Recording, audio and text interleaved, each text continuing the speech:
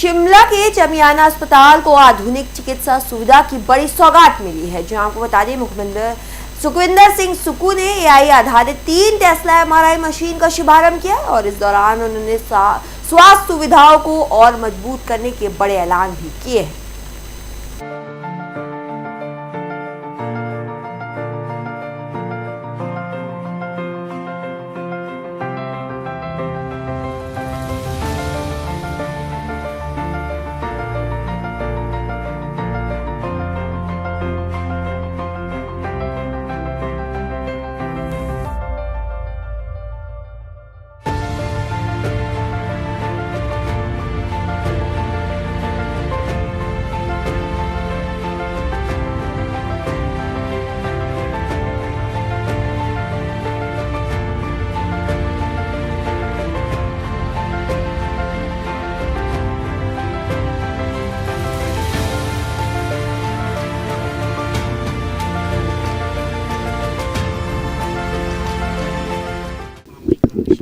देखो, जब से हमारी सरकार आई है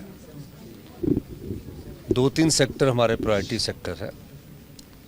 पहला सेक्टर एजुकेशन है, दूसरा सेक्टर हेल्थ है, तीसरा सेक्टर रूरल इकॉनमी है। मुख्यमंत्री बनने के बाद जब मेरी डॉक्टर से इंटरेक्शंस हुई, आईजीएमसी के डॉक्टर से इंटरेक्शंस हुई, टांडा के डॉक्टर से इंटरेक्शंस हुई, हमारे चंबा के डॉक्टरों से इंटरेक्शंस हुई, मंडी के डॉक्टरों से इंटरेक्शन हुई, तो एक बहुत बड़ा अंतर गैप पाया गया।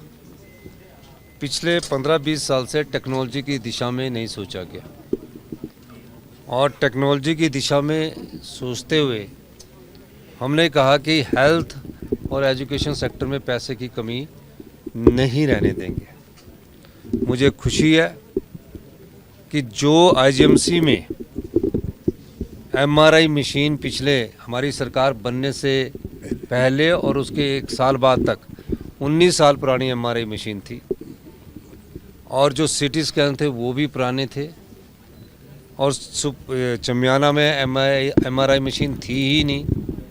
हमने चमियाना, आईजीएमसी, टांडा और मंडी और हमीरपुर में एमआरआई मशीन्स 3 टेस्ला जो दिल्ली एम्स में अभी लगी है, जो दुनिया की सबसे बेहतरीन मशीन एमआरआई 3 टेस्ला है, जिसमें एआई इनबिल्ड है, उसको यहाँ लगाया है। 19 साल पुरानी मशीन को तो ठीक करते करते मेंटेनेंस का ही इतना खर्चा आया है, तो ये लग चुकी है। अब जल्दी हम नेर चौक की एमआरआई मशीन का शुभारंभ करेंगे, उद्घाटन करेंगे और मुझे खुशी है कि पहला हिमाचल प्रदेश का रोबोटिक सर्जरी जो चमियाना सुपर स्पेशलिस्ट हॉस्पिटल में हुई है और उसके बाद ये आईजीएमसी में हुआ, उसके बाद ये नेर चौक में शुरू हो चुकी है और टांडा में शुरू हो चुकी है। तो जब तक टेक्नोलॉजी से हम अपने डॉक्टरों को लेस करेंगे, हमारे डॉक्टर पूरे हिंदुस्तान में उनका अपना नाम है, हमारे डॉक्टर हिमाचल प्रदेश के जो है सेवा भाव उनके मन में है और निश्चित रूप से मेरा ये मानना है कि अभी कुछ अगले 3 महीने में यहाँ हम ऑटोमेशन लैब लगा देंगे।